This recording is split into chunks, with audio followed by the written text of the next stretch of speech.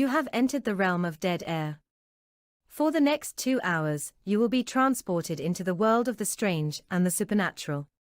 You might not feel the need to cleanse your laptops or mobile devices afterwards. But it might not be a bad idea.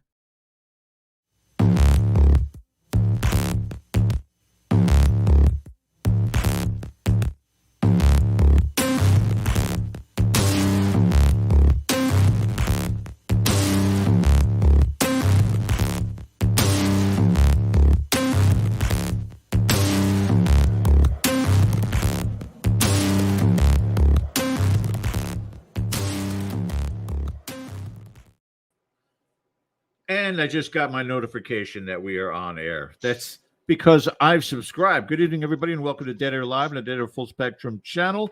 We are simulcast on KGRADB.com. KGR is also on Facebook. You guys make sure you check it out.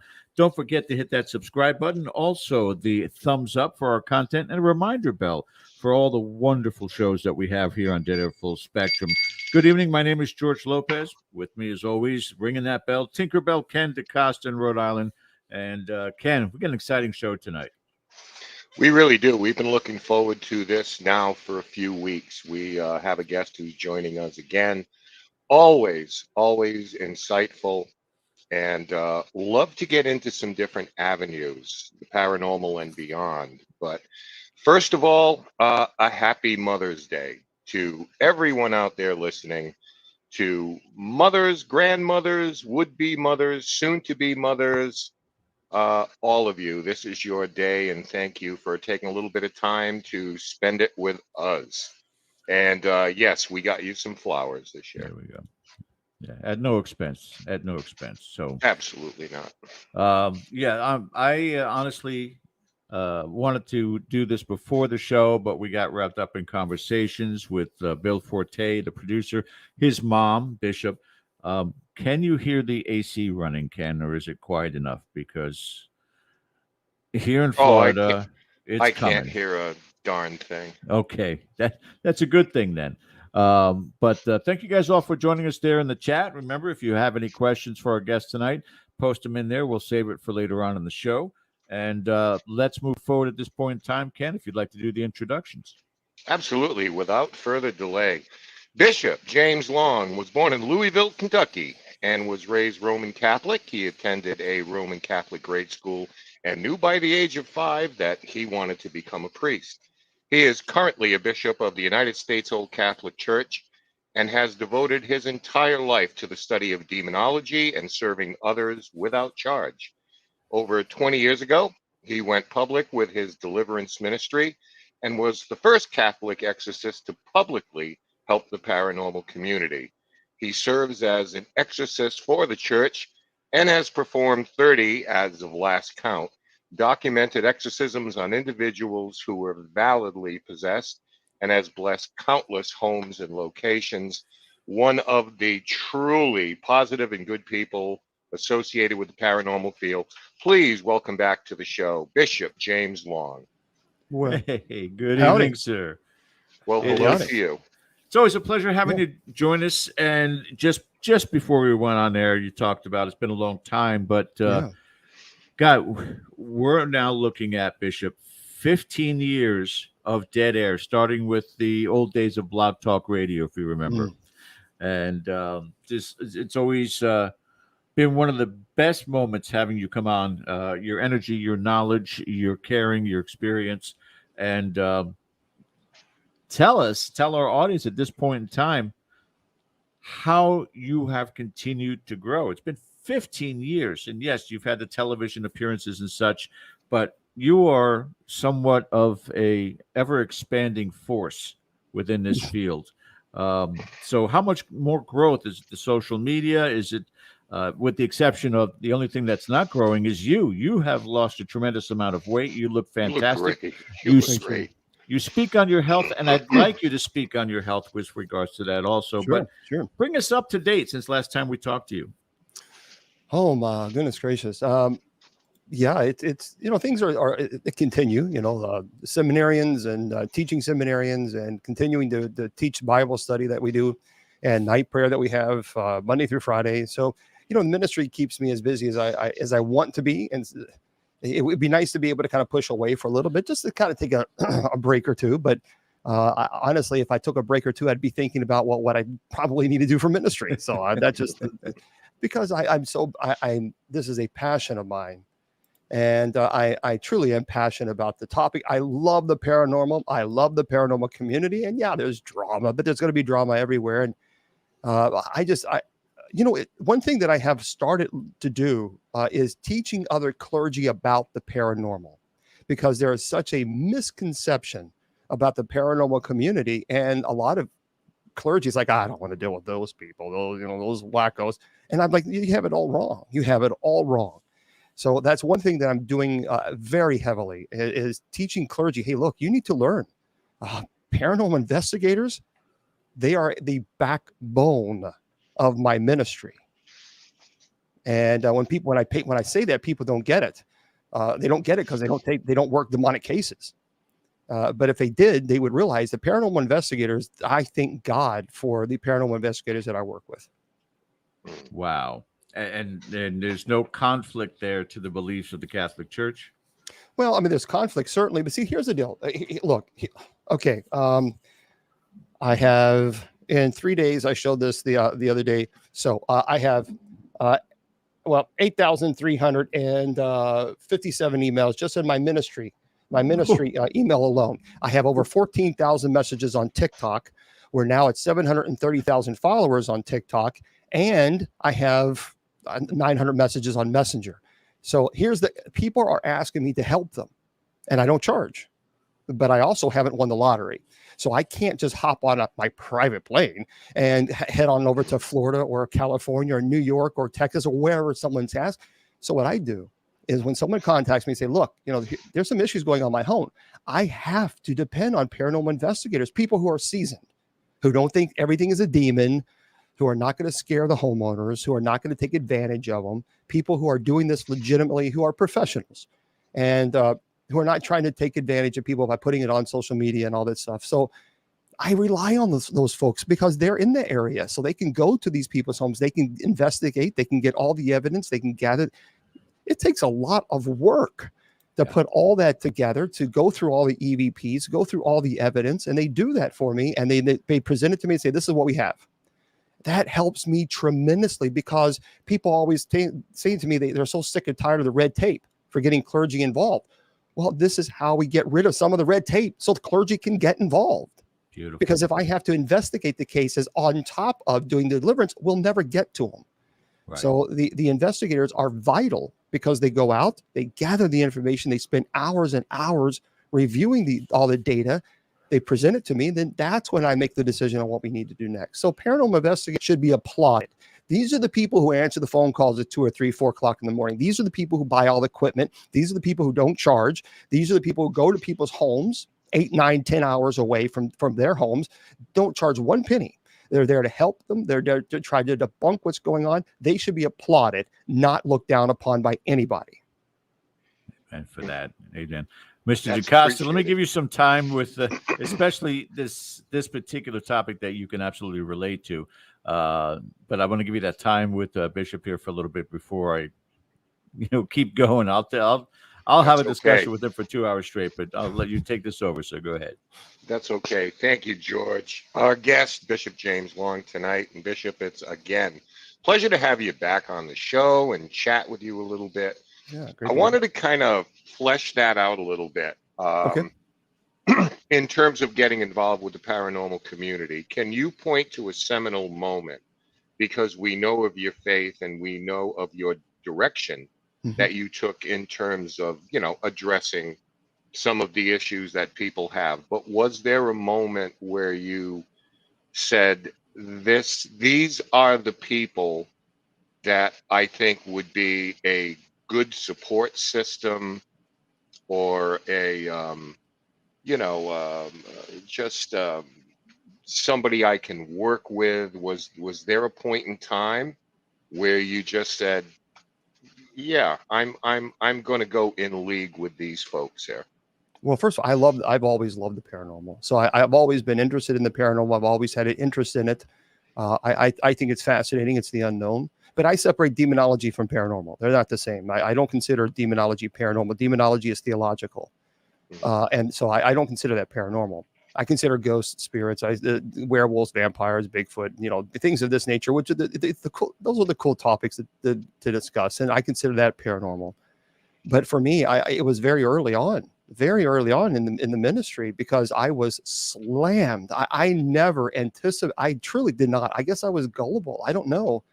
I did not think it would be that massive of a response when I went public with my ministry. I thought, well, I might get a few folks here and there, but it was just all of a sudden I was getting calls and emails, and like, where is this coming from?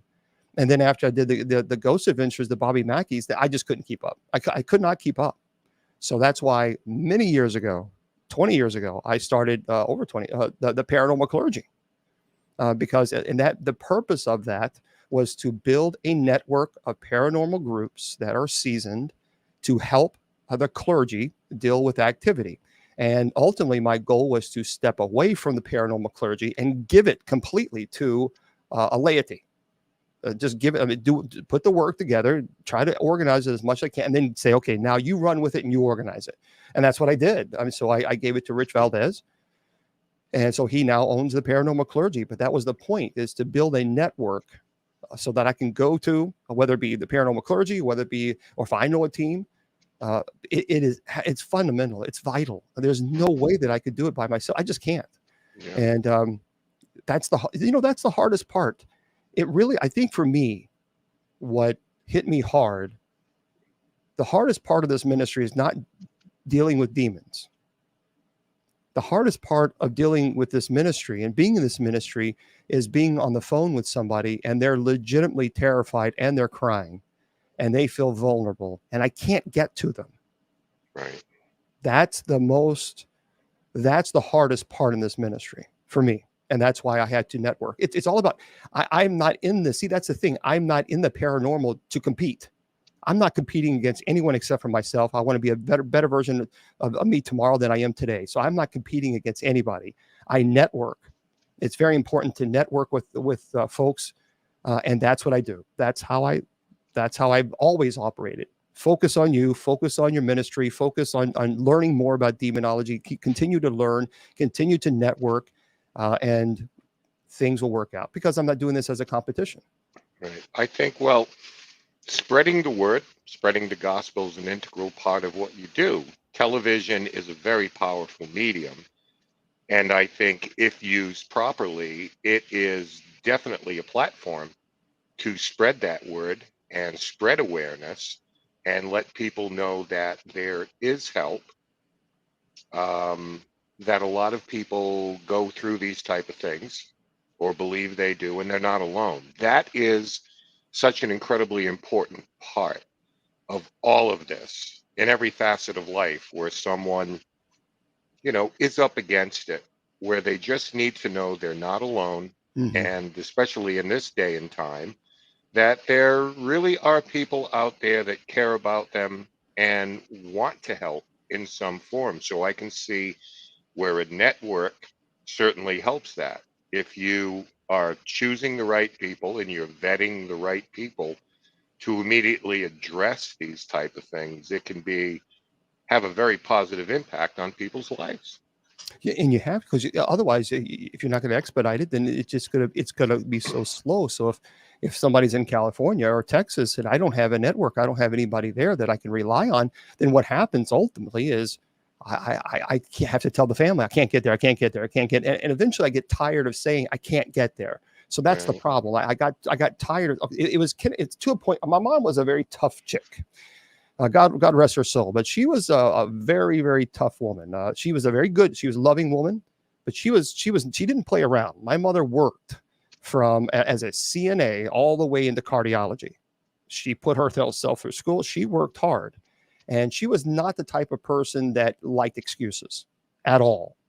So if there was a problem, you fix it, and don't expect someone else to fix it. And so I learned that from my mom. So I kept thinking, boy, I kept telling people I can't help you, and then I think, well, I just wish I could. Well, then do something about it. Stop wishing and fix it. And the way I did that was, okay, I'm going to have to brainstorm. How do I do that? What does that look like? So that's, I took it to prayer because I was so frustrated with it.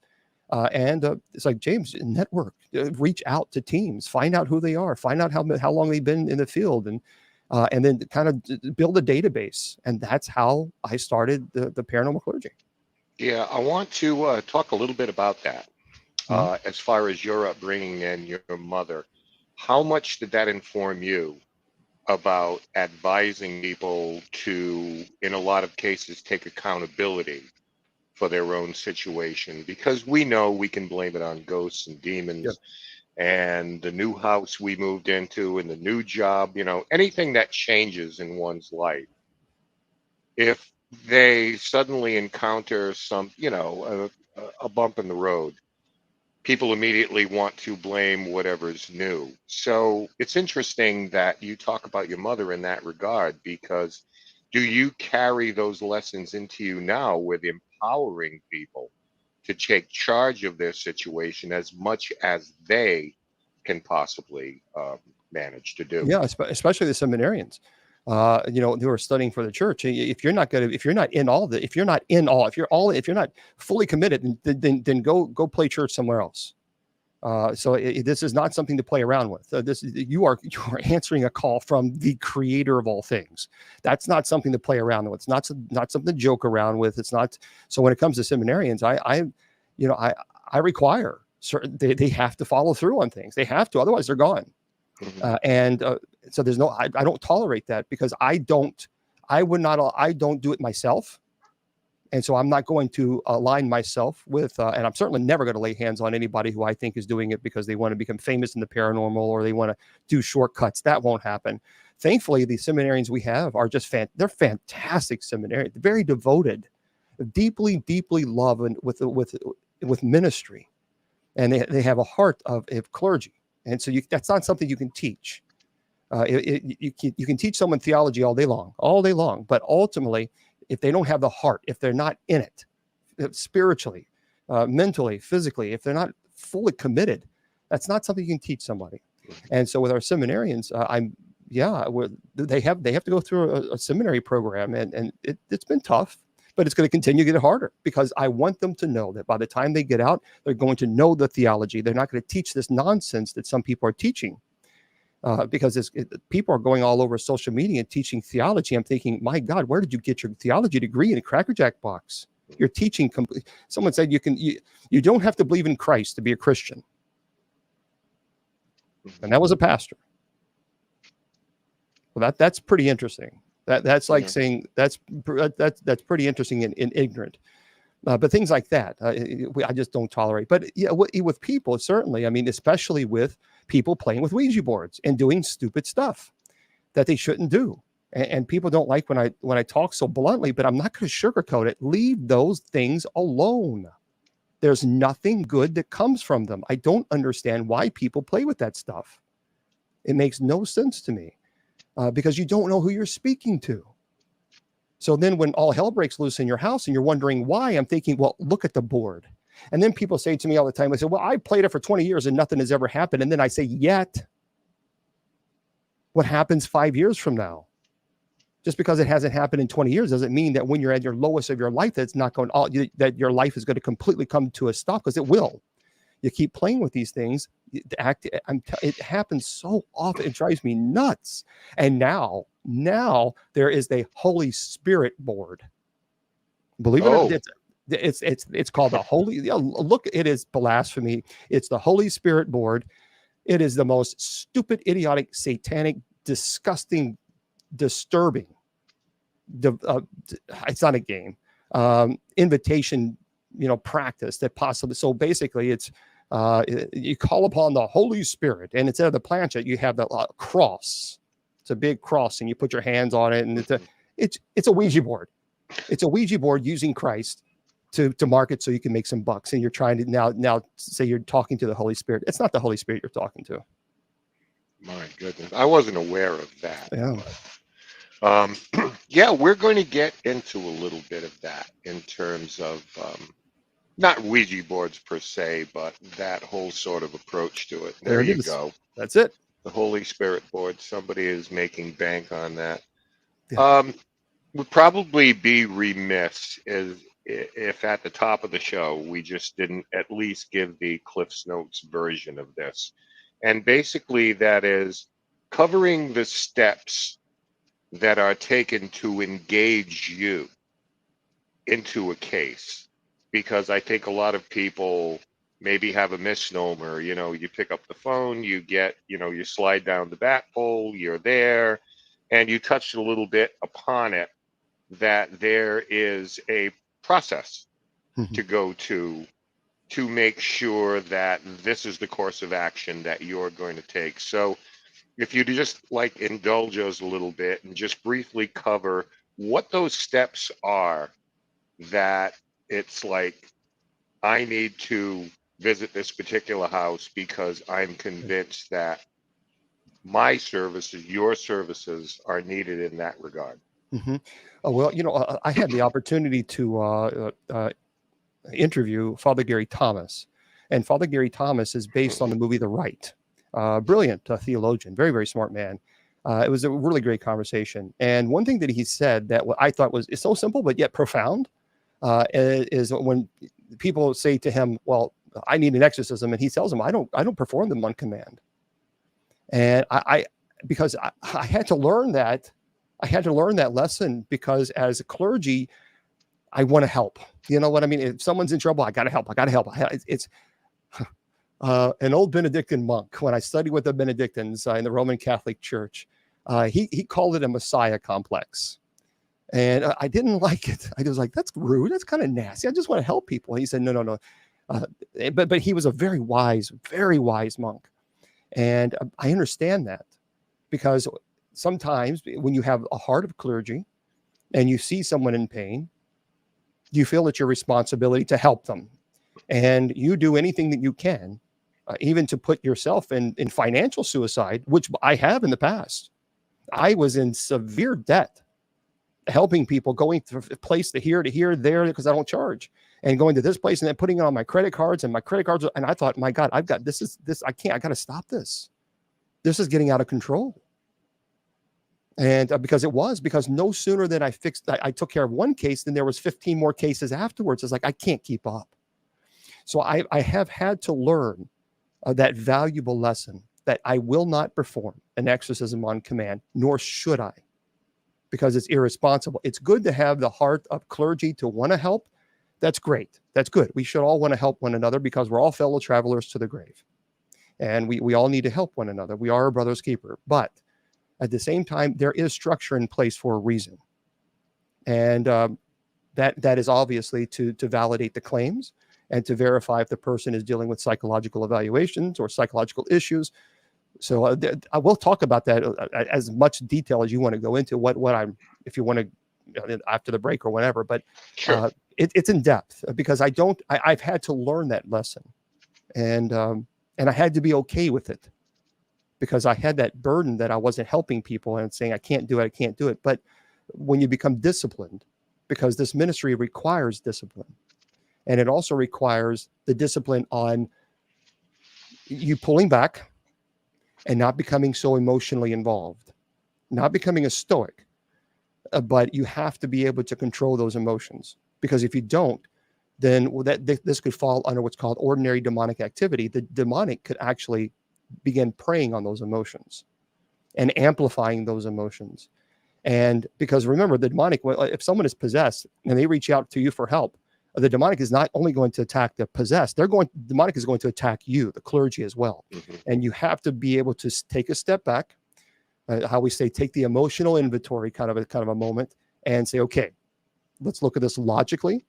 Let's check the emotions, and let's just go from point 1 to 2 to 3 to 4 before we start getting so emotionally, because if you're not checking those emotions, it'll drain you. And that's what happened to me. That's why I was 420 pounds. I was dying. I was 65 in pants size, a 65. I was dying. I was bigger than that. There's a picture that was around 250 pounds. I'll let me show you. Well, this is on Exorcism Live. When I did Exorcism Live on 2015 with Chip Coffey, Right. which people had a conniption fit over that. They did. And I'm thinking, dude, it's a house blessing. Come on, what do you want from me? I mean, come on. But people were just going crazy and saying the nastiest, most horrible things in the world. And I was like, it's just a house blessing. But when I did that with Chip Coffey in 2015, I was 420 pounds. And I was a size 65 in pants. I was absolutely dying. When I walked up those stairs at the Exorcist house, I was so out of breath that I knew then at that moment I couldn't continue this.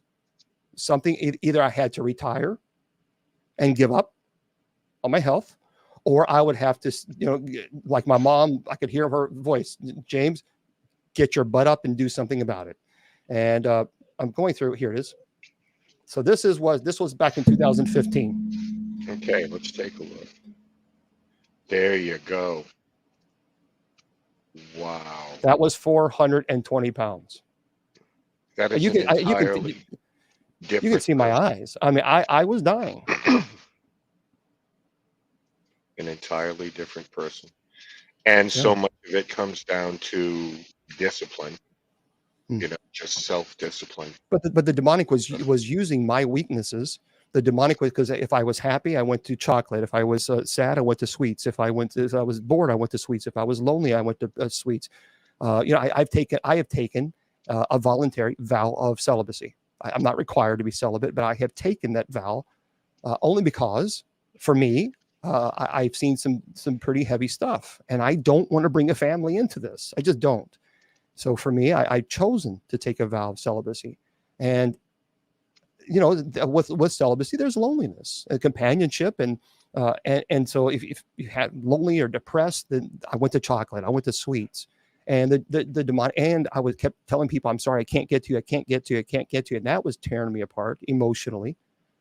I wasn't taking care of myself psychologically. I just was not, and I was working myself into an early grave. Yeah, that's amazing. Congratulations to you. That is a success story. That's astounding. I think it was hard. It's been hard. It's hard work. It's hard work, but you can do it. You can do it because you matter. And for there's a lot of people out there who are struggling with weight. You do it for yourself because you matter. You're important. Your voice is important. Your presence is important. And you just have to learn. I had to learn everything about nutrition. I had to relearn everything, and I'm still learning. But that's what you got to do. Just keep pushing through, and you'll make it. Yeah, it's inspiring. It really is to a lot of people. You are essentially saving your life. Yeah. In going back to the idea of exorcisms, what I was that's true. Actually, Archbishop Ken, that is so god awful true. That is so true. That's a good point. Oftentimes we do, as clergy, we neglect ourselves, especially as clergy. We need to take care of ourselves. That's true because we're so busy taking care of others that we forget. We forget to take some time and say, you know what, there's a great quote that I read, one of the best quotes in the world, and maybe some of your viewers need to hear this. You deserve the same love that you give to everyone else. And when I read that, I read that in 2015. I thought that's absolutely true. Yeah, absolutely. Love yourself first, and be willing to forgive yourself. Yes. And that's something that, I'm a work in progress on that because I'm my own worst critic. I will forgive others before I forgive myself sometimes. You know what? There's the movie Gabriel Morth, the Pope's Exorcist, which I saw. But there's a great line in that movie. Just a fantastic. I did not know Gabriel Morth. I knew Lorraine Warren. I was a friend of hers, but I did not know Gabriel Morth. I did know the exorcist who taught me, and he was actually a friend of Gabriel Morth. But he was doing an exorcism, and he came in, and the demon was mentioning the Gabriel's sins. And Father Gabriel said, yeah, but I've already been to confession for that. I've already been forgiven. And the demon said something profound. And the demon said, yeah, but you haven't forgiven yourself. And man, that was like, I wrote that. I was in the, I'm in there watching the movie. I'm like, oh, I got to type that down. That is good. That's good. Putting in my notes in my phone, because it was a good point. It was a great point. It's possible to hold yourself prisoner. Yes, it is. In that regard for a long time. Yeah. One of the things I want to talk about before George comes back in here, and I wanted to ask you this when I was going over, like, okay, what do I want to talk to the bishop about tonight? Mm-hmm. And it was something outside the realm of the paranormal, but no less important. I'm going to show you a picture of a cathedral that is in the neighboring city from mine. It's called St. Anne's. This is what it looks like. And it was essentially built by Portuguese immigrants, masons, craftsmen. Absolutely beautiful. Give you an idea of look at that. Of the inside of the church, and you see the statues. That is only 180 degrees. There's a 360 degree statues there.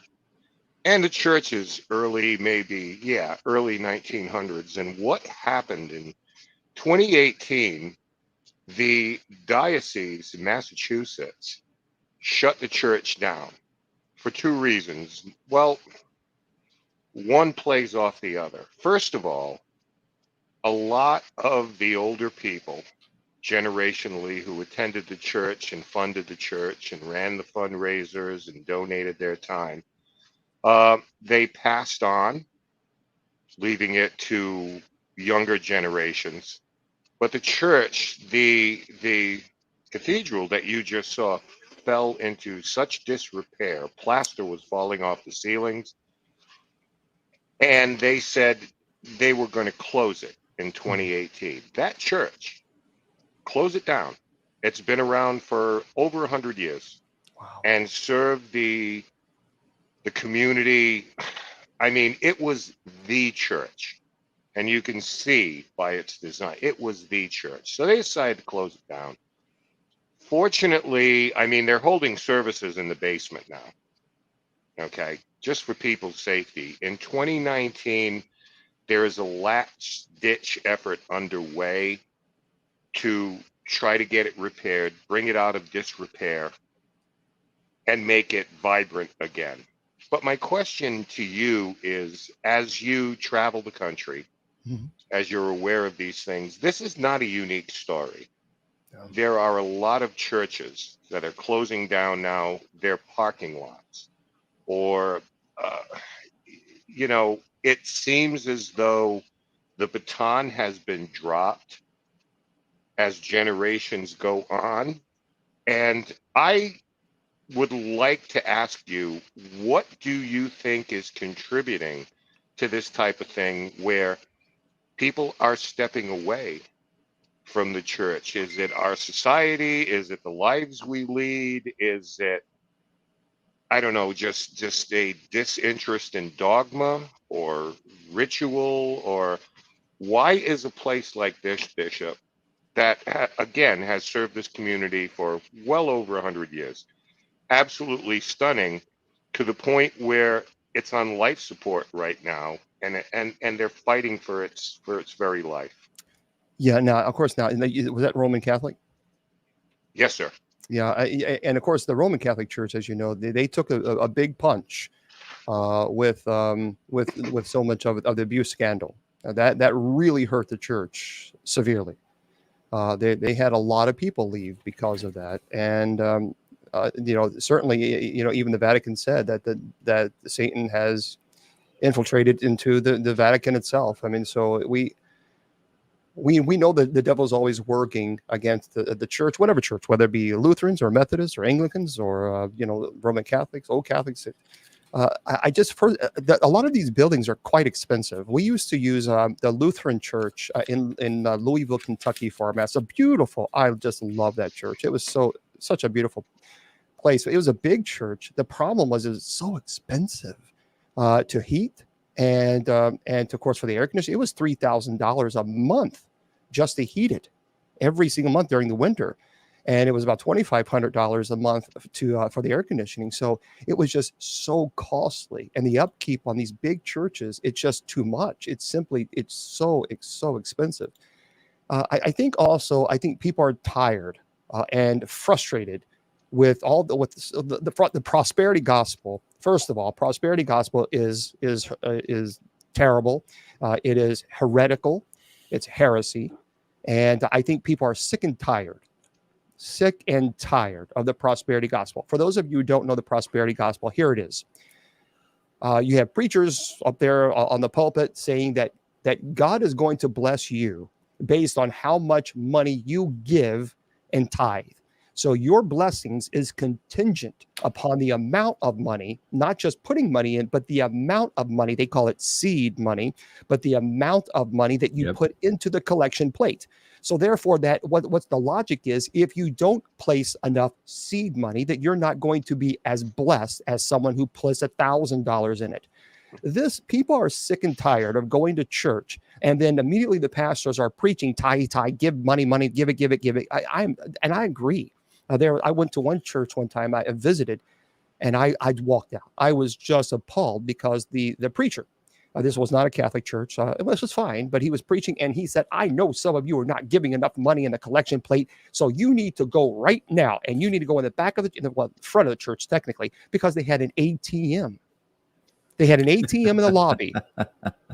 And he said, you need to go and you need to make sure you're giving your at least 15 to 20%, at least. So people got up. I'm speechless. And they did in the middle of his well, they do sermons, we do homilies, but in the middle of his sermon, just embarrassed people. Oh, I know you're not giving. Don't. And he even said, don't make me call out your name, because I will. So if the Holy Spirit is telling you right now to give more money, then you need to follow the Holy Spirit, and you need to go out there right now to that ATM. And people did. And I thought, this is blasphemy. And I think people are so sick and tired of preachers, number one, not preaching the gospel, not teaching. You got it. See, the thing is, when I'm teaching Bible study, I could scream hallelujah until I'm blue in the face. Okay, after 3 or 4 hallelujahs, all right, now let's get on with it. Now let's teach me something about it. Tell me what was going on. What was the historical aspect? Tell me something so that when I walk away, I'm like, oh, I didn't know that. And I think that's what a lot of preachers are not doing. And so I think the prosperity gospel is a problem. And I also think that we got to have more preachers actually teaching the gospel, but also explaining how the gospel is relevant in today's society, just as it was 2,000 years ago. And if you cannot connect those dots, then people will not understand, well, why do I care about what happened in Jesus' time? What does that mean? For example, a very quick a theological, I guess, point. A lot of people say, the quote that Jesus said, that it's easier for a rich man to enter into the eye of a needle than to go enter heaven. Right? So people don't. Here's what people are not. This is what preachers are not teaching. Do you know what Jesus meant by that? Jesus had nothing. Jesus was not saying it was bad being rich. That's not what he was saying. He wasn't saying having wealthy, being wealthy. That's not what he said. In the back of the temple, there was a gate. And so what would happen is the merchants would have their camels, and they would load their camels with full of merchandise so they can go into the temple yard so they could sell their goods. So they would enter the gate. But what would have to happen is they would have to remove these goods from the camel one by one, so that the camel would go in first, and then they would have to bring in the goods then after the camel. That gate was known as the eye of the needle.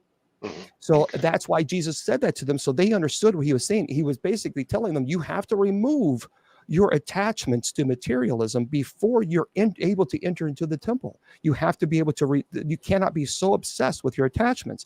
That's what. So when they heard that from Jesus, they were like, they would understand that. But people, just things like that, people misinterpret, and you got to teach it. You have to be able to explain these things, and that's why I teach Bible study. It's fascinating. It really is. I'm going to turn this over to George for a bit and head backstage, but so much more to talk about, Bishop. So many things I hope we can cover in the time we have. So thank you for that. And George, take it away. Yeah, and a very special guest tonight, Bishop James Long, and the list is becoming longer for questions, and I even took out some particular comments that we're going to get to in the second hour of the show. I really want to talk about your social media platforms right now, because let's go back to what we were talking about before, having to deal with the weight loss and getting yourself healthy. And one of the words Ken mentioned earlier, and it's so critically important, is the discipline. It also seems to apply to your work ethic, because let's say just the social platform TikTok. I think you do 4 different shows about Bible study, paranormal, exorcism, and an open mic on occasion also. Am I missing anything else? Yeah, no, Sundays and Wednesdays, we have Bible study at 8 p.m. And then on Fridays is our Paranormal Fridays, which airs right here on KGRDB. And of course, and on TikTok and other social media. And then Saturday is open mic. Well, we talk about anything and everything, but I'm very strict.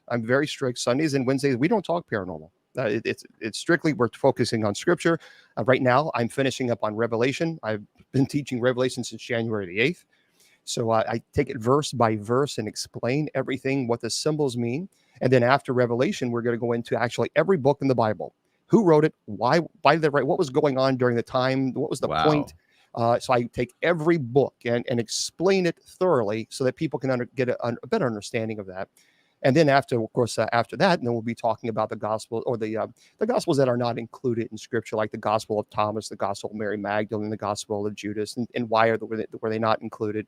So that's going to be the next after that one. But and then of course on Fridays, we have our fun paranormal. So what I do, even on the Friday shows, I'm very structured in that I have OCD, I guess, if you could say. I like things structured, and because I don't. Because if it's not, then I'm not going to just sit at the camera and just say, okay, twiddle my thumbs. Because if people are going to give me their time, then that's something that I hold very sacred, because that's something you can never give back. So if they're going to give me their time by watching the presentation, then I want to be able to teach them something. And so on the first hour on Fridays, I always have a topic, some topic, whatever it might be, and I teach about that topic. And then the second hour, we open it up to whatever questions that they might have regarding the paranormal. Give a little bit of insight with regards to the discipline. And the reason why I'm bringing it up again is, as you have dealt with so many cases over the years, decades, that you have to be at least somewhat aware of the fact that these people sometimes create these conditions and don't know how to pull away from bad habits, in a sense. The discipline that you follow your life by, what words of advice can you give to people out there that just need to get out of that rut, they need to get out of that same routine that seems to be detrimental to their lives? What can you ask them to do or suggest that they apply? One of the things that I absolutely 1,000,000% tell people is, because they tell me, the demons are doing this, the demons are doing that, and I say, stop. Just stop right now.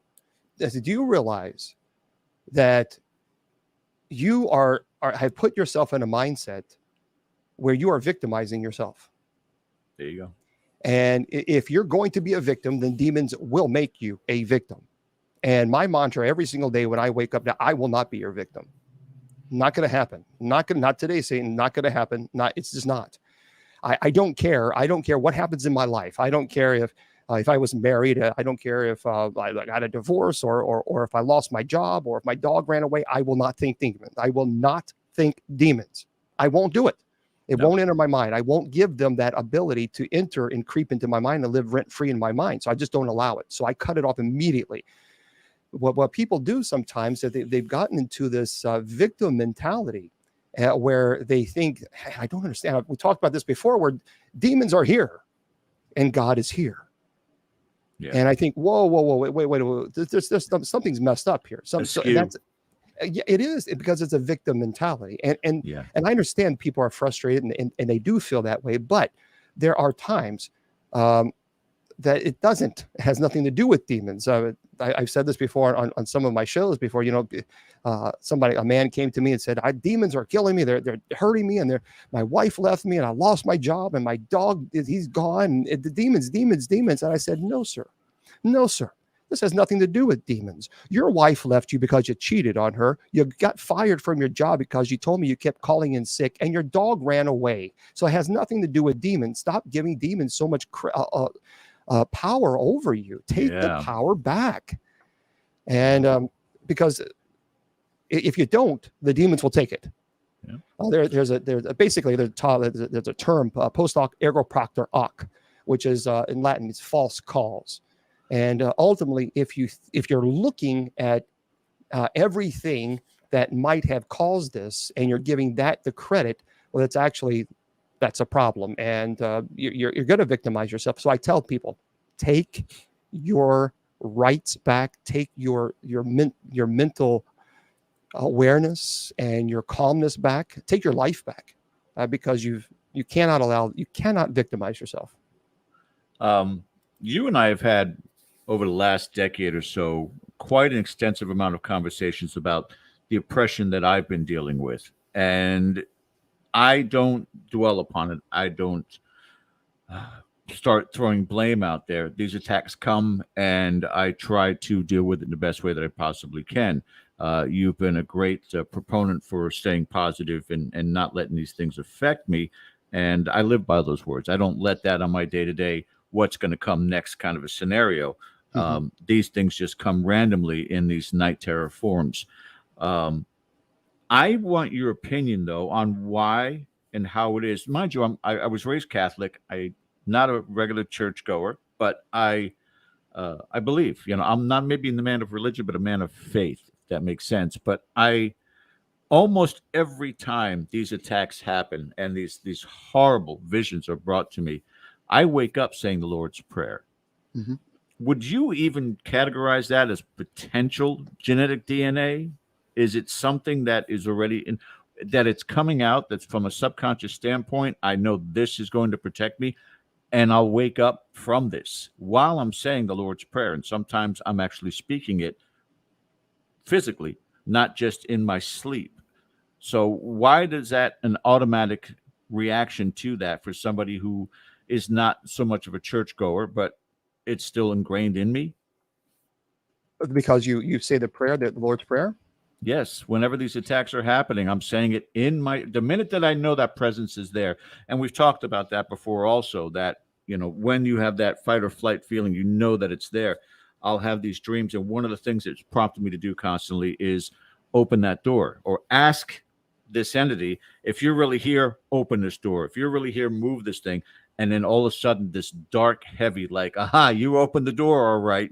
So now I'm coming in, and almost immediately I start breaking the Lord's Prayer. And I'm wondering how that is happening subconsciously. And you're not a psychiatrist, psychologist, but through your experience, how is that happening with me automatically? Well, because I think we are naturally drawn towards God. Okay. and many theologians have actually argued this, and there's a 4 principles of what's called natural theology. It's the cosmological argument that God is the first cause, the argument of contingency, God is a necessary being, the argument for motion, that God is the prime mover, he's the unmoved mover, and the henological argument that God is as the one and the perfect, that we are naturally drawn towards. It's within our DNA. We're naturally drawn towards God because of grace. And so ultimately, I think that's, I know we all have gifts and we all have abilities. And it's clear that I've talked to you many, many times. And I think you have a gift and an ability. And I understand that it's confusing and it's maybe frustrating at times because you're trying to understand that. And I get it. I absolutely I understand that. But I always tell people that if you have these gifts and if you have these abilities, number one, don't beat yourself up over it. Don't think of yourself as, is there something wrong with me? Because all of us have gifts. I always tell people, take it to prayer. And there's a reason why you have that gift. And that is a reason, and there's a reason why other people have those gifts. And each person, each one of us, we all have to take it to prayer and do our own journey in life and try to figure out through having our conversations with God, through prayer, through meditation, how can we use these gifts for the betterment of others? And once you have that mentality, once that sets in, God will guide you. Right. And luckily, in your case and in our case here on Dead Air, we have that platform where I've addressed this on many an occasion to share with other people that, it's survivable. It is definitely survivable. And you still, you get up every morning, you brush your teeth, put your shoes on, do what you got to do, and just don't cower back and just start to feel sorry for yourself. It's empowering, to say the least. And, at this point in time, with what transpires, I expect that it may go on for the rest of my life. But if it's anything, I feel like I take control. And, from the paranormal investigating perspective, whether it's Ken, whether it's myself, we know the risks involved in this. And there certainly are. There are too many people who get involved with this for entertainment purposes, and they go out to these places that really don't have anything to do with demons, and they want to villainize and demonize a location, and they really don't know the risks that are involved with it. And you spoke on this at the beginning of the show. Too much of that is happening right now. People are just trying to be showmanship rather than trying to help their fellow man. Does that get a little bit aggravating for you to notice that? Well, I guess it's aggravating to a point, but I don't. The thing is, I'm very focused on my spirituality and my spiritual growth, and try to help people wherever they are in their life. And so I stay away from. I do. The only thing that I get irritated with is when people take advantage of other people. So that really bothers me. It really irritates me when people go in and they say that they go into a house and they scare the heck out of families. Says, "Oh, you have a demon here and it wants to kill your kids," and literally people have done that. And then the families are terrified. They're absolutely legitimately terrified. And that really bothers me when people do that, because then how do you fix that? How do you? So now the family is already traumatized by activity occurring in their home. And now you go in and you tell them that demons want to kill them and hurt their children. Right. And that happens a lot. And that really is frustrating, because that's not pastoral at all. That's the last thing you should ever do. So I think that's what, on television is one thing, television, but when you're actually going into someone's home, when they're opening the door to you and they're letting you into their house and they're asking you for help because they have no one else to turn to, and they look at you as the experts.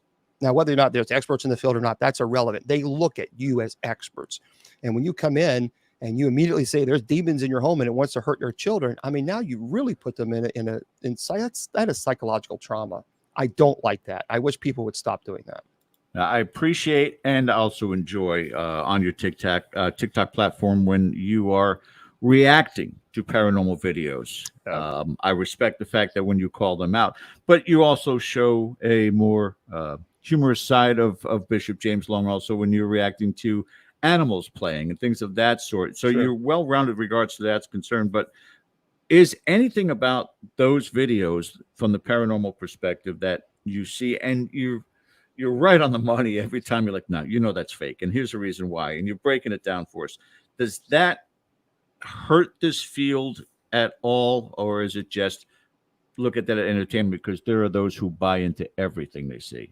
It does. It really does hurt the field, I think, when people are faking the evidence, because then people assume that everything is demons, and that it's just like, oh, stop it. It's not. It's just simply not the case. And I don't. And I understand people are doing it that they look at it as entertainment value. This is not entertainment. When you're dealing with demonic entities, the problem is when we reduce it to let's sit back and watch, eat some popcorn and drink some Coke and talk about demons. That's a problem, because because that's exactly what demons want you to do. It's all fun. It's all entertainment. Well, no, it actually is not. And then, a matter of fact, there was a pastor, and I called him out. I proved that he faked the activity that he was talking, and he was in his chapel telling about how something fell. I saw that. Yeah, behind him. Yeah, it was a podium. The podium came down. Yeah. Yes, and so you slowed it down, and you see a little string. Yeah, it's like that really bothered. And I understand some people might think that's a joke, but it's not, because when people are constantly seeing these things, then they're thinking, well, this stuff is fake, it's not real, and that hurts the legitimate cases, because I think shows they're a double-edged sword, because on one side, you can sensationalize it and you can kind of make it kind of silly, but on the other hand, it also gives people the idea, hey, look, you're not alone. There are other people that are going through this, and there's help out there. So I think that, it goes both ways. I just wish people would stop. Or if you're going to fake entertainment, if you're going to fake it, then just say for entertainment purposes only. Okay, right. Fine, I mean, I'm cool with that. Yeah. You think about the original Exorcist movie and how many people were affected, knowing that it was a motion picture, wasn't reality. These people are trying to display it as a real scenario going on in the home. And there are people that are just drawn into it. And yep, I'm hearing the same things in my house. I must have a demon. Right. And that's, what, and that's that's the biggest issue, right? That's a huge issue, because once you go into someone's home, and if someone says, I think I have a demon, I've been watching the shows, I've been watching whatever it is on social media, and this is what they're having. And then the person that they see, that they perceive as an expert, come in and says, oh, yes, you have a demon. Now, what you have done is fed into this psychosis. You fed into this false belief. And it's nearly impossible now to try to convince people, no, it's not a demon, because we've debunked everything that's occurring in your house. But they're so laser focused. The only thing they heard was a demon word. That's all they heard. And then to try to repair that damage is really, really difficult. And many paranormal investigators probably right now are shaking their head saying, yep, I've had that many, many times when you've had those cases. Without question. Ken, we got 60 seconds. Anything that you wanted to ask the bishop real quick? No, I have a laundry list of questions here. And between those and the ones in chat, yes, I am accepting the idea that we may not get around to all of them, because it's a fascinating discussion. And so if we do, great. And if we don't, I'll have to have him back. That's all. Yeah. Yes. Absolutely. When his schedule permits. All right. What we're going to be doing, guys, we're going to go ahead and go to the break. Give Bishop a break. We're about 3 minutes. We'll return. On the other side of the break, we will start talking with Bishop Long about the new show coming up, Legion of Exorcists, and you're not going to want to miss this. So you guys stay right with us there. We're going to come back right after the break. You're watching Dead Air Live on the Full Spectrum channel. We'll see you guys just after the break.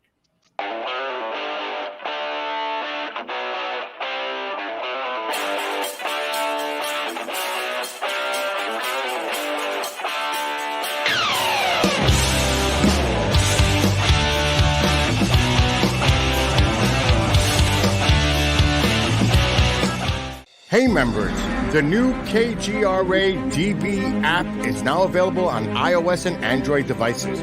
Gain on-demand access to any KGRA DB programming. Download any show directly to your mobile device to listen or watch on the go. Go to the App Store and search KGRA DB.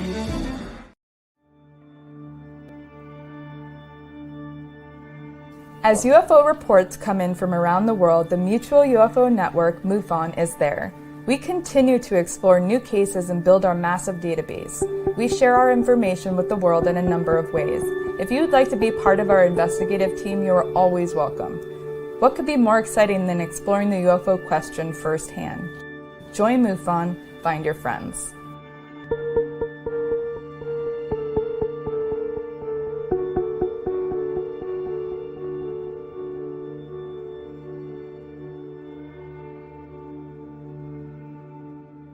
Did you know 75% of Americans are chronically dehydrated? If you struggle with focus, run low on energy, or when it's time to finally sleep, you simply can't, this can all be linked to dehydration, and Fuel Up has the answer. Our proprietary formula contains the finest cellular hydration with the strongest immune-enhancing natural ingredients. The Fuel Up system is made up of 3 different incredibly tasting varieties. Wake kickstarts your day with a jolt of caffeine. Play boosts focus while hydrating your cells. Rest not only helps you relax, but also rejuvenates your cells while you sleep. Here's what our clients have to say. I really don't miss my coffee, and you can tell the difference. So I'm going to take it for the energy. I'm going to take it for the play. I'm going to take it, all day. And it works. That's the thing. It works. We love it. Take the Fuel Up Challenge now, where we offer a Feel the Difference money-back guarantee. Fuel Up for life.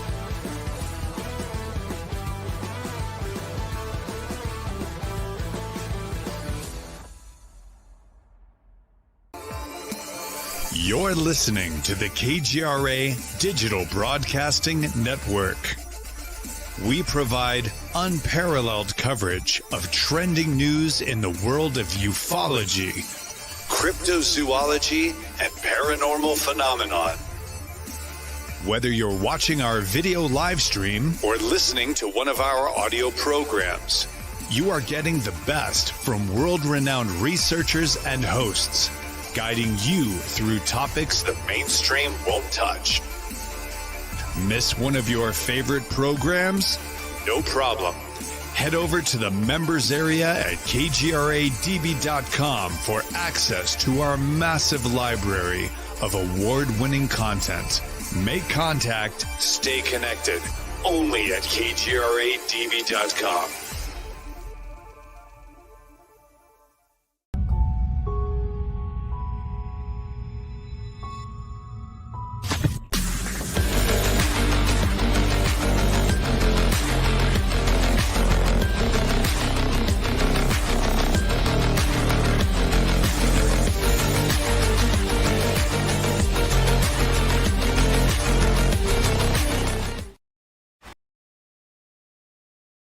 That opened my eyes.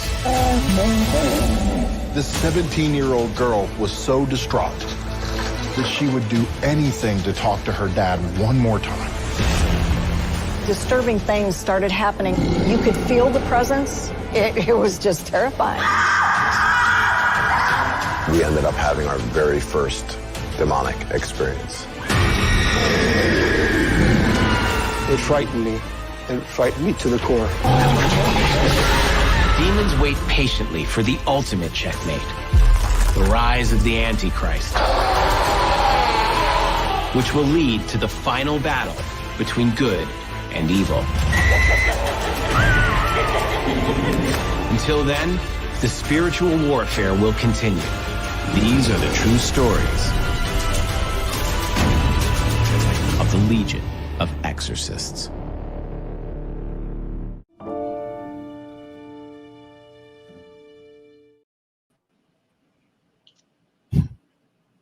Right? Is it over? My goodness. Bishop, if you could give us the premise of the show, how you got involved with it, and when we can expect to see it.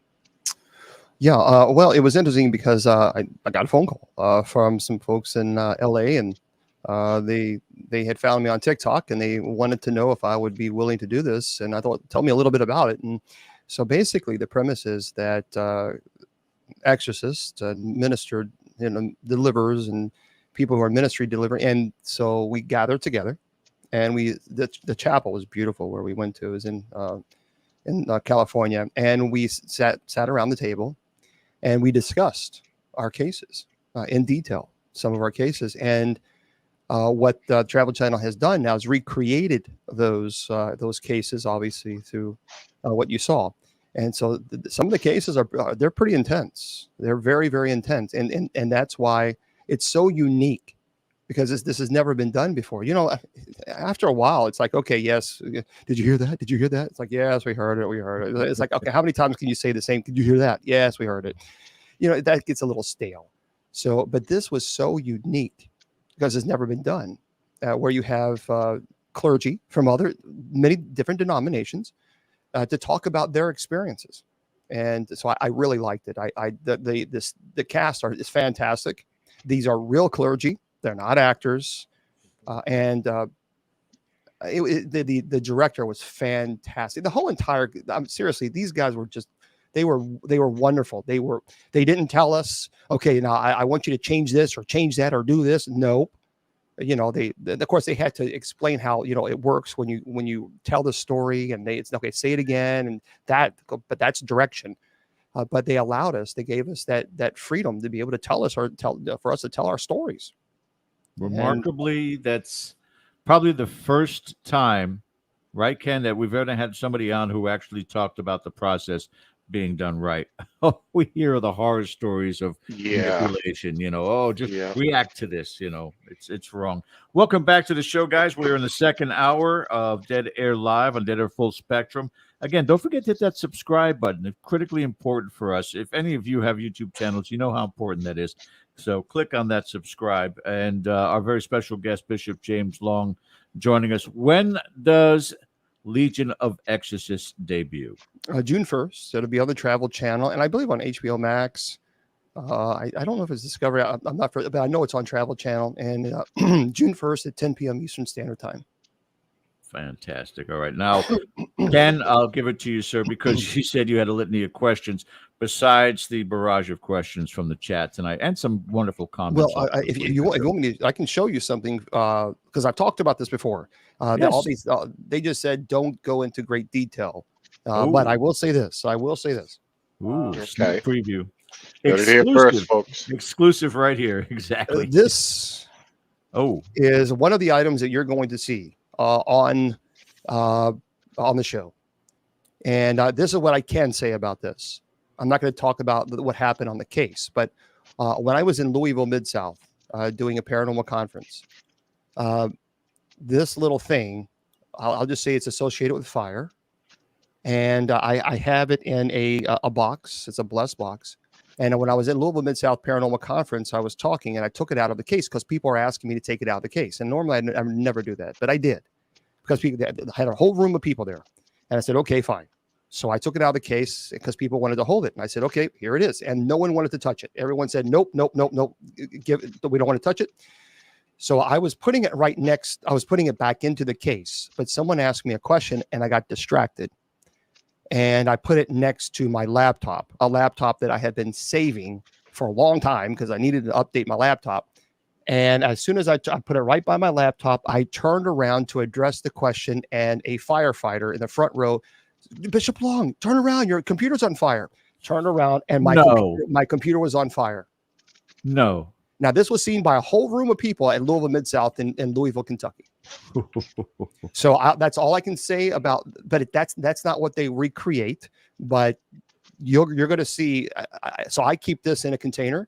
I very rarely ever have it out. Ever. I blessed it again before I had it out. When I took it, because I took it to Los Angeles, and I had it wrapped and sealed and everything. And so on the plane, I had it with me. And on the plane, let me put it back in. Hold on 1 second. Yeah, what could go wrong? Yeah, put it back in there. But on the plane, we were delayed. And we were delayed for 3 hours.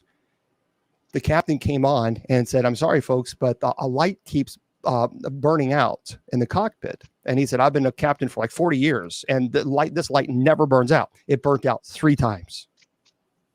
It burned out once. They had to replace it. It burnt out again. They had to replace it. But I was thinking, maybe I just shouldn't get on this plane and go to Los Angeles. Maybe something, but I did. But I just thought that was very unique. When even the captain came on and said, this just doesn't happen. This bulb never goes out 3 times in a row. So we were late, really, really late getting into LA. You have to almost accompany a fire extinguisher anywhere you go with that thing. Yeah, I blessed it again. I wrapped it again. I sealed it again. So I made sure that it was definitely taken care of. But I have several items. If you want, I'll do a show and tell. Several haunted items. Folks, stay away from these darn things. Yeah. Stop collecting them. Please stop collecting them. I have actually some really, really serious haunted items that I'll be more than happy to share. Just let me know if you want to see them. All right.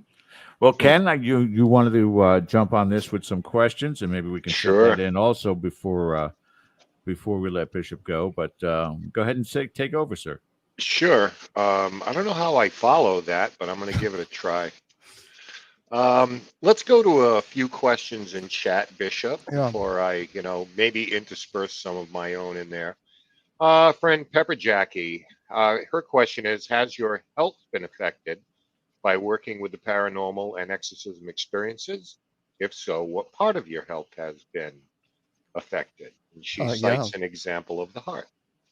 Yeah, it truly has. Yeah, when I was talking about earlier about how I ended up at 420 pounds, And when I did the Exorcism live on the Travel Channel, when we went to the Exorcist house, which was a very, that was a very creepy place.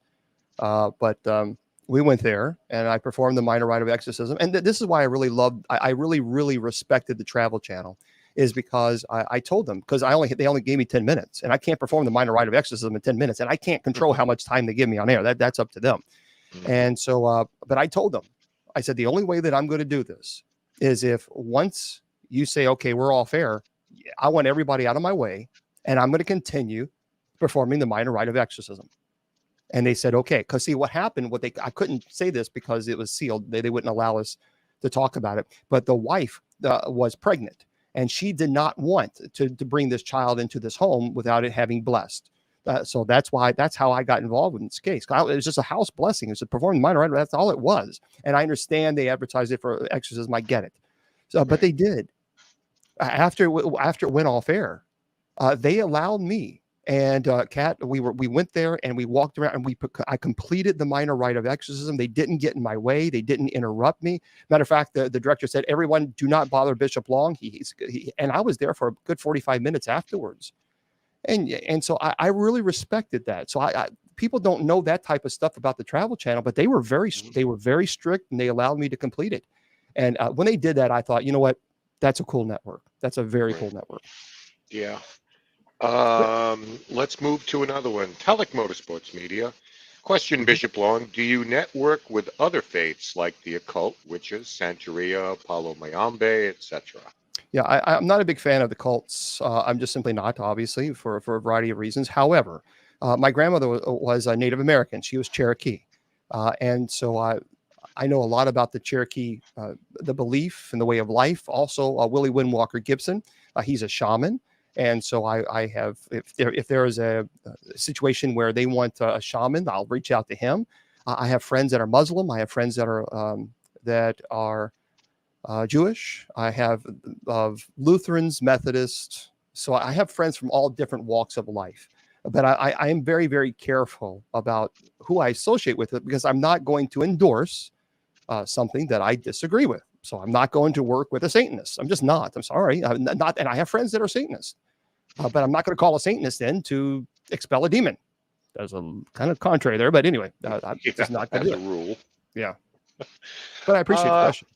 Yeah, Sari Youssef, I think this is a good one. After a deliverance or exorcism, do you find that people will backslide and reopen the entry points that got them into trouble in the first place? Sometimes, because it depends on the process. So what I mean by that is demonic infestation can be very frightening. I mean, you have to imagine, I mean, you're at home and you're hearing loud bangings and religious objects are desecrated. Animals are terrified. You're smelling sulfur or rotten flesh. And then you get into oppression and obsession. And then when it begins to attack you on the oppression stage, that's very, very aggressive. And so that's traumatic, emotionally, physically, psychologically. I mean, it is truly traumatic. And so if you're able to perform a deliverance under the stage of oppression, and remove that demonic attachment, many times an individual has learned their lesson because they don't want to go through that again. They just don't want to go through it again. And so, but that's really important. That's a good question because you have to find out what was the source of the invitation in the first place. And that's vital. And a lot of times people don't want to talk about it. They're embarrassed or they don't want to, get in trouble or whatever. And that's the hard part of saying, or something, maybe they don't even know they did an invitation. Maybe they thought that playing with the Ouija board was okay. And, they just, because it's advertised as a board game. And so when you educate people and you tell them, yeah, this is probably how the invitation occurred, that's important. It's important to not only obviously offer the deliverance and the ministry, but it's also important to leave them with education and knowledge that they didn't know beforehand. Okay, let's take another one here. I think is good. Here's a loaded question. Respectfully, how come some investigators never come across demonic activity? My hand goes up. When others come across it every other week. Yeah. Have at it, Bishop. Yeah, if people come across it every other week, let me just say this. If half of these people actually truly came across the demonic activity, they would need diapers. Folks, this is not game. This is not a game. This is not. This is serious. I mean, these demonic entities, they're not stupid. They are ancient. They are truly terrifying. Now, they are the capital S in sadistic. They are extremely. They are the capital S in sociopath. I mean, they are terrible creatures, and they thrive on destruction. And so I understand why some people never come across them. But here's what you have to understand. That you have to be careful about. Because what happens oftentimes is people will say, well, I've been a paranormal investigator for all these years, and I've never, ever come across a demonic entity that you know of. Because what will happen oftentimes is you will let your guard down. And I've seen this before where someone was a paranormal investigator. They were kind of getting frustrated because they didn't experience any type of demonic activity. So then they started, oh, come on, if you're here, do something. Just do something. I dare you. That's the invitation. Mm-hmm. Now, the demonic is not stupid. They're not going to dance on the table just because you command them to do so. They're not going. That's not how it works. So the demonic will attack you at your most vulnerable, and that could be 15 years from now. That could be 20 years from now. They exist outside of time and space. So 15 years is a blink of an eye to them. So while you may not experience anything yet, but in 15 years from now, when your health is bad and things are going rough in your life, that's when the demonic says, oh, by the way, the invitation that you gave me, I'm going to accept that invitation now. I'll play that card now. That's right. Good question. And a couple of comments here, one by Archbishop Ken. Just wants to thank you for leading me to this path. You inspired me, and because of you, I'm able to help people. You mean the world to me. He has a great for the Warren Foundation, and they're terrific people, good people, and it's important. It's important to network and to really help one another. It's not a competition. I don't believe in competing, and I think it's great. We have to have other warriors like Ken out there and other folks. I've said this before. The greatest compliment that someone can give you is that you've helped them grow closer to God. There's no greater compliment that someone can give you. None. And so if you can help, if you can pass on your knowledge and your experience, I don't want to be known for the shows. That's not what, when God calls me home, that's not what I want to be known for. That's not what my legacy, I don't want my legacy to be, well, I saw him on this, or I don't want that. I want to be known for a person who is able to help other people, not expecting anything in return, who is passionate about the topic, who is passionate about the subject, and want to pass on. And I'll help anybody. If any clergy comes to me and they're valid clergy and they say, Bishop Long, will you help me? Absolutely, I will. I'm training one now, and he's not a part of the USOCC, but I respect him greatly. He's a good man. And so if any clergy comes to me and says, look, could you walk me through a couple of classes? Heck yeah, I can. Let's set up a time. Let's do it. Because that's what it's all about. We're all in this together. It's not a competition. Yeah. And finally, a comment from Holly Abraham. I'm so excited. I was missing him being on TikTok tonight. Yeah, we got him tonight, Holly. I love him dearly. What a wonderful and inspirational man. He is one of the reasons I am in the process of converting to Catholicism. Well, welcome, Holly. That's fantastic. Thank you, Holly. Yeah. Good people, good folks. Yeah, absolutely. And thank you for being here, everybody in chat. We may circle back to a few more questions, but just out of my own selfishness, I'm going to get to a couple of mine right now. Sure. All right. So here's a question that I have for you. We seem for millennia to be experiencing a constant battle of good and evil, for lack of better terms. Are we, as human beings, part of that battle, or are we a combination of being caught in the crosshairs, or at times even collateral damage? Are you a parent? Yes, I am. What is one way that I can hurt you the most? My children, of course. Probably above and beyond, and a grandparent as well. And there you go. So demonic entities believe way to hurt God is to hurt the ones he loves most, which is us. Mm-hmm. And so, so we have to remember we are created in God's image. There's a Gnosticism. It's called Gnosticism, where they believe that the body is evil, that it's horrible, and all this. And that, I just don't believe that. We are created in God's image, not angels. Angels are not created, isn't it? We are, and we have to remember that we are very special to God, in so much that He took up the cross and destroyed sin and death, allowing us to enter into our heavenly home. And so we have to remember that God loves us unconditionally. And He doesn't want to see any of us suffer. And demons have great joy in causing as much emotional, psychological, spiritual pain and turmoil in our lives. They enjoy it extensively. And we have to be careful about blaming God for that. Because many times when bad things happen to us, we say, why did God allow this? Why did God allow this to happen? And we always sometimes want to blame God for the actions of evil that's sometimes causing these havoc. So we have to be careful with that.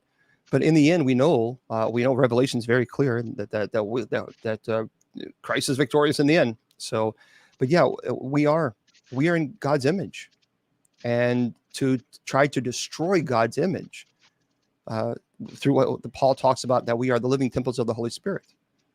So demons want to desecrate the living temple as much as they possibly can. So is it fair to say that we, on some level, are His warriors in that regard? No, we are absolutely. We're His warriors. We are His children. But the thing is we don't need to worry about. Here's what we need to focus on. We need to focus on one of the greatest.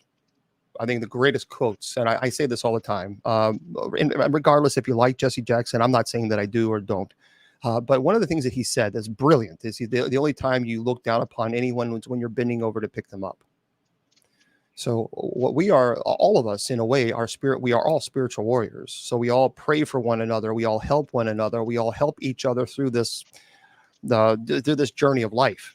Because demons will throw many obstacles in our lives to cause us to fall and stumble. So pray for one another. I believe in prayer. This is why we have night prayer, Monday through Friday at 10 p.m. Eastern Standard Time, because I strongly believe in prayer. So we have to pray for one another. We're all spiritual warriors in a sense. Okay. Leading me into a next question as I jump ahead a little bit.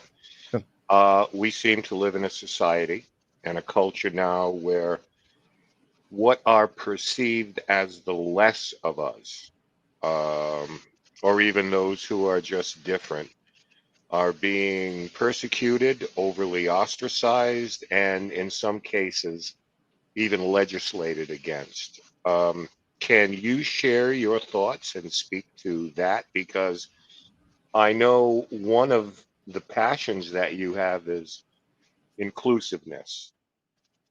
And that has to be, I would imagine, a very tough paradigm shift to just observe and have to take measures against. So, I mean, would you mind speaking to what's going on in this country of ours right now?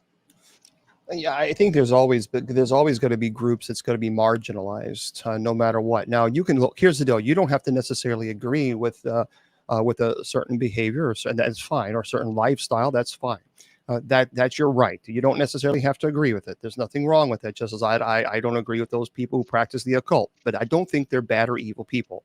I think we've gotten to a point where we're just no longer tolerant of one another. I have friends that are atheists, agnostic, that are Muslim, that are Jewish, and I love them all. And we have a conversation as a respectful conversation. I have friends that are Wiccans and pagans, but it seems like we've forgotten just the simple courtesy. We don't have to agree with one another, and that's okay. There's nothing wrong with that. But the problem is when we start throwing stones at one another, that's the problem. And I think people who like to do that seem to forget that Jesus' entire ministry was to give voice to the voiceless. I always remind people of the scripture where the prostitute was going to be stoned to death because according to man's law, she committed adultery. And so all the men, as you all know the story, they had the stones and they were ready to stone her to death, even though probably some of those men were sleeping with her the night before. I'm just saying. But yet they had the stones to kill this woman. Now, Jesus showed up. Now, understand, according to man's law, The guys with the stone, they were, in their minds, they were justified in killing this woman because she was other than, she was those people. Right. And then Jesus bent down and he wrote on the sand. Now, do you know what he wrote on the sand? Enlighten us.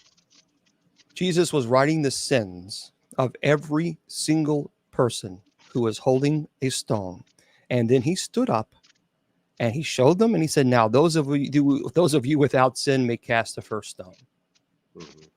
You see, that's the problem. We like to throw stones at one another, and Jesus reminds us that's not our place. Our place is not to judge one another. Our place is to love one another. Now, can we say that, for example, if someone robs a bank, can you say the act is evil? Well, certainly. Robbing the bank is evil. Yep, you shouldn't do it. It's bad.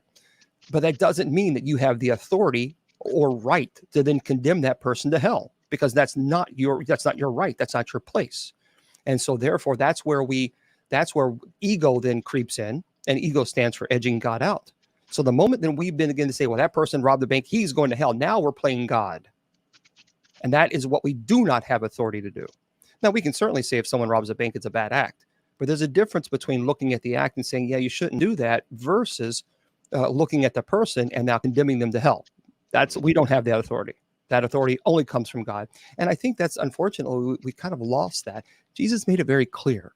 We are to love our God with all the heart, soul, mind, and body, and to love our neighbor as ourselves. That's it. Those are the two rules that actually encompass Jesus, that encompasses all the Mosaic law, the holiness code, which is 613 laws. That's what Jesus said. That's what you're supposed, and he commanded. He didn't say, well, you should really do this. He said, you will do this if you're a follower of mine. There you go. And finally, before we bring George back in here, are you somewhat troubled by the do-it-yourself aspect of the paranormal right now, in that people are more prone to self-diagnose themselves, self-diagnose their issues, and take actions based of, let's say, what they see on television? Well, I have now my crash course in paranormal investigation and addressing my issues and addressing my problems and so forth. Is there a troubling aspect about that? Because there is one for me, and maybe we'll share, but could I get your thoughts on that? Because there's a lot more of that going on now. Yeah, and that's why I think it's irresponsible for any type of show to present information that just simply is not correct. Because then the people are watching that show and they could be influenced by that line of thinking that everything is demons, everything is demon. And that's a problem when people do that. I'm not a fan of that, but I'm equally, actually more trouble with people coming in and then diagnosing individuals with psychosis or schizophrenia or something of this nature, and yet they're not licensed therapists. So they go into someone's home, or even worse, they're going into someone's home and immediately screaming, oh, you got a demon in your house. Well, that person could be suffering from some type of psychotic episode. So now you've just influenced that psychotic episode and made that person go into a serious trouble. Or for example, you perform an exorcism on someone with dissociative identity disorder. Well, now you create another person, another identity. So that's very frightening to me, is that when people going into performing exorcisms on people, they don't have a psychological evaluation performed on them, which is a mistake. They should never do that. Or they go into someone's home and immediately scream demons, and the person could be having a psychotic episode and feed into that psychosis. Right. That's where the danger lies. We got to stop doing that. Here's a thought on that, and you can pursue this or not, George, or you just move on. Fear is a great motivator. Mm-hmm. Fear is probably one of the most powerful motivators in the world. Fear sells. And I think sometimes the dirty little secret of the paranormal is when someone can come in and introduce fear into a situation, it can be a controlling agent for them. And it can be a very powerful feeling, because if you can create fear, listen, I don't want to get into the political ramifications, but we see it in this country now. Fear of everything, fear of the others, fear of your neighbors, fear of everybody. It's a controlling element. And how it pertains to the paranormal is, if I can come in and I see a family unit I can make them very dependent on me. Yep. And assuage my own ego and feed my own ego, because they are going to jump when I say jump. They're going to do what I say because they have misplaced faith in me that I haven't earned or deserved. So it's just a thought, my feelings on that, because we see it time and time again. Yeah, it's a form of manipulation, truly is, because, and we see this in really every cult out there with Jim Jones and even Hitler and other just crazy people, that they feed on the fear. They create this this panic, and then of course they are the ones to fix it. They are the ones that I can take care of it. I can help you. And you're right, it creates a level of dependency, codependency, and that's really, really dangerous. Truly is. But people do that quite often, especially that's one of the reasons why I taught again. I taught Revelation just last year. It took 6 months, but here I am again teaching Revelation again, because everybody's going on social media. All this, the world's coming into an end. It's coming to an end. It's coming to an end. Churches or pastors, it's coming to an end, and yet they have the audacity to ask you for donations. Yep. Okay, I'm sorry, sir, but if the world's coming to an end tomorrow, why are you asking for donations? It's a fraud. It's a fraud. They create panic. They create this fear, and then now you're tuned in because they create these nice, cool videos that convinces you that the world's going to come to an end. And obviously, they've never read Revelation, because if they did, they know that during tribulation we're in heaven. But apparently, they don't read that part. But they just create that fear because they know it creates more likes, more buzz, and that's what happens. Right. It's a shame. Right. Yourselves, it does. All right, I appreciate it. George, I leave you and the bishop here to your devices. All right. The fire round questions again, some from our chat, so that we can include them in our show tonight. Our very special guest, Bishop James Long, again, looking for a great show that's going to be coming out, starring our guest tonight. Legion of Exorcists comes out on June 1st on Travel Channel. Make sure you guys keep surfing and finding that, because that's going to be an incredible show. Question here from Sarah Youssef, Bishop. How do you differentiate between a need for mental health and a need for pastoral care? Yeah, that's a great question. That's really important. Well, first of all, a person who is mentally ill cannot levitate. A person who is mentally ill cannot have knowledge of languages that they've never spoke. A person is not who has mental illness cannot have what's the term called retrocognition or prognostication. So retrocognition is the ability to know your sins, not because the demons can read your mind, but because it falls under ordinary demonic activity through temptation. And so therefore they're able to know your sins. That's why in Exorcist, we always have the sacrament of reconciliation prior to performing an exorcism. And anyone who's actually in the room is required to have that. And so that's a very clear indicator that the person is not dealing with mental illness. Now, the person can certainly be mentally ill and still be possessed. Absolutely. But under the stage of possession, we're trying to expel the demonic, because the demon has control of the body. That's the most important thing. The person actually, even if you're mentally ill and you're possessed, they don't have the memory of possession. So they go into a catatonic state. So they don't remember the stage of possession. They remember what led up to it, but they don't actually remember the stage itself. And so our job is to remove the demonic.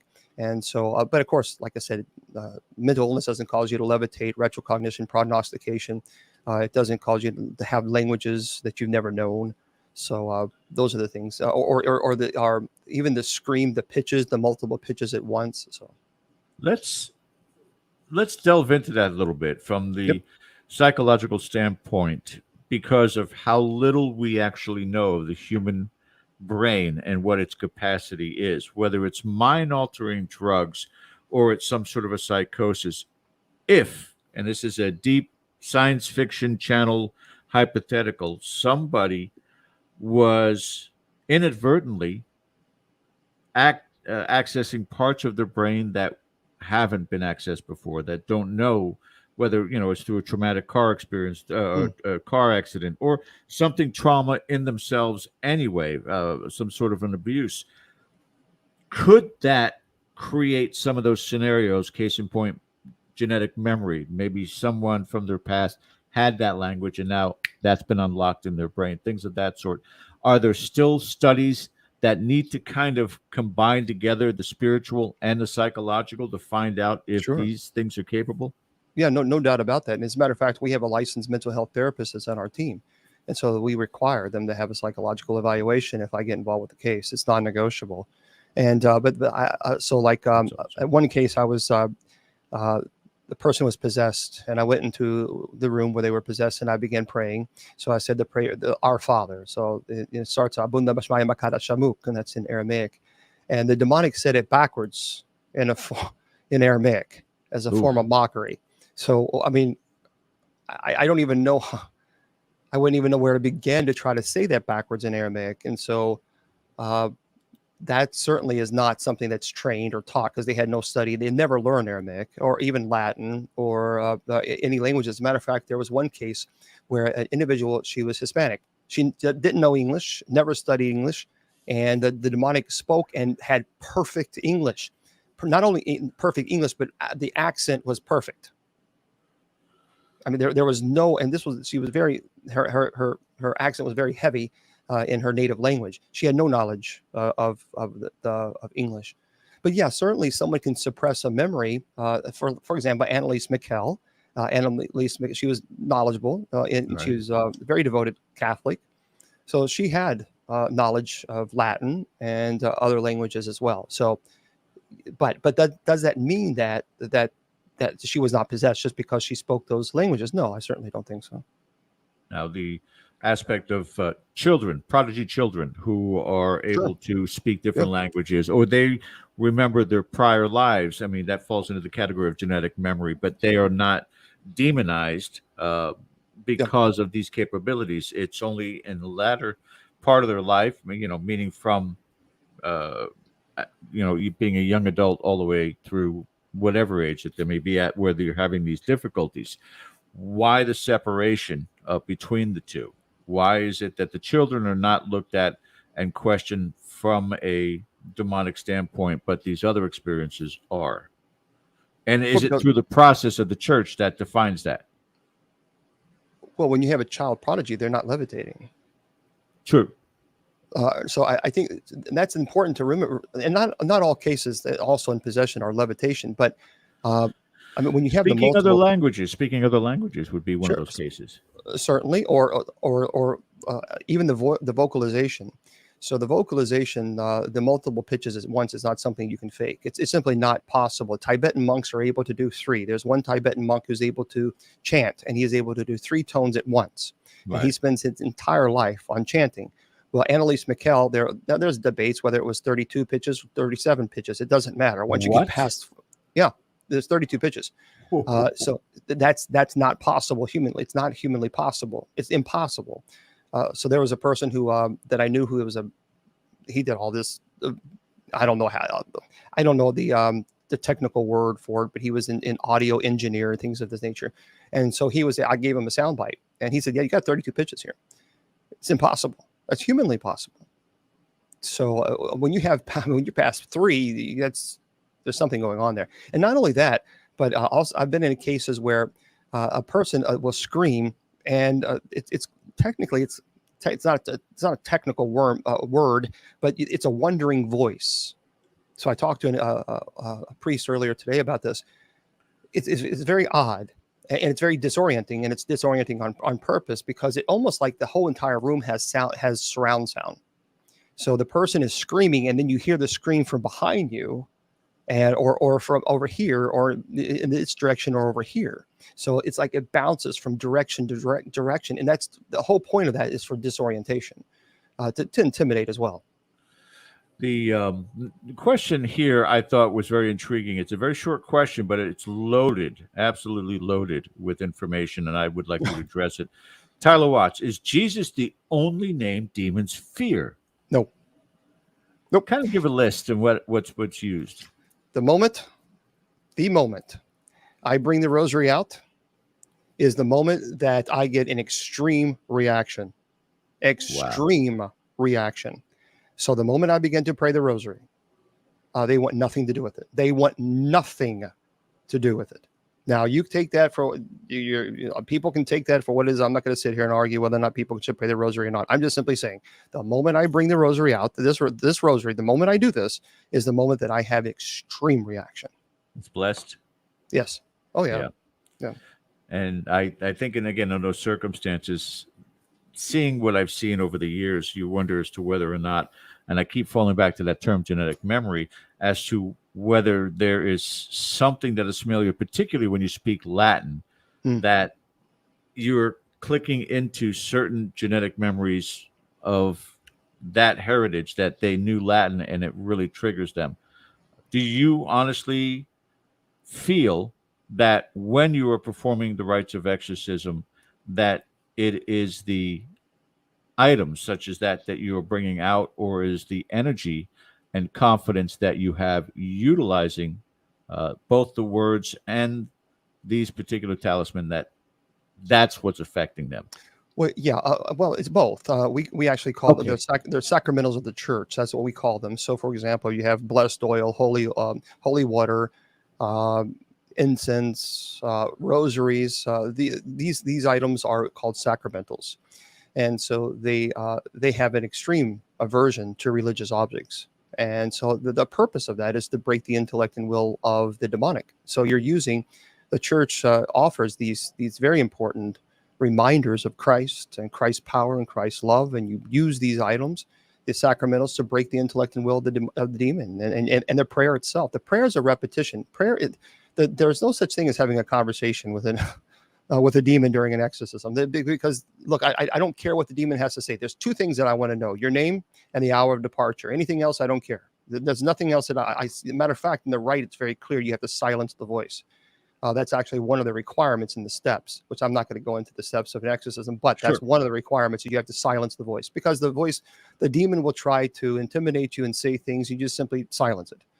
So I command, in the name of Christ, that it offers its name. It surrenders, is a better word, its name and the hour of departure. That's all I want to know. Anything else, I don't want to know. That Confidence in faith is paramount, though. It has to be when you're doing that kind of work. Wonderful question here again from Archbishop Kennedy. Bishop, what are your thoughts on clergy who neglect the afflicted basic human rights, have no medical, no psych evaluation, and go straight to the rite? They should go to jail. Amen. Amen. Because they can do severe psychological damage to an individual that's irreversible. And I think that is disgusting. If a priest ever did that, I'd defrock him immediately, and he would never be allowed to perform clerical duties ever again. Right. It's a process of elimination, isn't it? Discuss everything else first and discard it. And if there's nothing else there, it must be some sort of possession. Debunk. Use logic first. Debunk. If you're immediately screaming demons, then you've already, unfortunately, you have polluted the case. And so that's the last thing that I think. I don't care if someone tells me that if TV flew across the room, unless I see it, it didn't happen. I have to see it. I have to validate it, or the people that I work with have to validate it. So it's important. A nice testimony from Joe Fox. Been following and watching Bishop Long for a long time. What an incredible human. Thank you, Joe. Appreciate that, buddy. Thank you, Joe. There's a lot of that sentiment that's been going on in the chat here. And, again, it speaks to the love that everybody has for you, but it is reciprocal, because the love that you have for mankind and the things that you have done generously for many, many, many years. And again, you cannot get to everybody. No. So what's important to bring up also is that you do have some literature that's out there and available for people if they want to delve into who Bishop James Long is, and which titles would you like them to know about and where they can access them. Which titles? Your books. The books I'm not really worried about. If someone wants a book, just send me a message. I'll send you the PDF. That's the thing is with me is here's why I'm very strict about that. Because they can say whatever they want to about me. They can say whatever, and people have. Oh my God, I've even got death threats 15 years ago. What? They can say. Yeah, I was getting death threats 15 years ago. Well, actually, a little bit more than that. About 20 years ago, when I went public with the ministry, I was getting actually, incredible. The police had to get involved with this, and so I went to Indianapolis, and they had to hire 4 police officers just to be around me because I was blessing people, and the people hated me because I welcomed everybody. So people actually showed up at the parish. I was getting death threats to someone, so we had to have a plainclothes police officer in the back because it was pretty frightening there for a moment. But yeah. The thing is one thing they can say whatever they want to about me, but one thing they cannot say is they cannot attack my integrity because I don't do this for money. I have never charged, never will. I use my own money. Always have, I always will. And so that's why people can't ever say, well, you're doing this for this reason. You're doing that for that reason. Well, I'm not doing it for fame and fortune because I don't get paid for it. So you can't say that, because I can understand if people say, well, you're getting paid $10,000, $15,000 doing exorcism. Well, that destroys your credibility. But one thing they cannot destroy is my credibility, because I've been very strict about that. Very strict. I won't work with anybody who charges. We only about 10 minutes left here, Bishop. We'll bring Ken back on also. So let's think way outside the box. And I want your thoughts on this. Somebody brought something similar to it early in the show, but as an example, what are your thoughts on extraterrestrials, and how would religion play pro or con to their existence or discovering their existence? Yeah, I certainly believe. I'm a nerd. I will be the first to admit that I went to space camp when I was a kid. I went for 2 weeks. I went to space camp in Huntsville, Alabama. So I am a pure, nerd through and through. I mean, literally, I'm telling you, if I go to Kennedy Space Center, I'll be a fat kid in the candy store, and I will not want to leave. But I think it's illogical, completely illogical, just from a scientific perspective, to think that we're the only life force on Earth. Or on the world. It's simply not possible. I don't. What's interesting is people don't realize how huge our solar system is, and we're just a speck of dust. When it comes. My gosh, do you know you can go 42,000 miles per hour? 42,000 miles per hour on a rocket from Earth to Jupiter, and do you know it would take you 10 years? Right. 10 years at 42,000 miles per hour. Now, that's just in our solar system alone, and we're just a speck of dust as far as the size. We're very young. We're a very small solar system. How would it affect if they came down to whatever they would apply? And again, it's all philosophical. How would they answer to those questions? Because one of the questions, especially in today's society, is going to be, do you have a God? Do you believe in God? Things of that sort. Catastrophic, a different perspective, especially us as a species.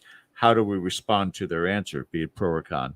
Well, even the Vatican had said that just because you believe in alien life does not reduce your Christian faith, because we believe as Christians that the crucifix was a universal cause. So in other words, Christ would not be crucified in this universe and that universe or that solar system and that, so he wouldn't be doing it over and over and over. No, it was a one moment time when it affected the entire universe.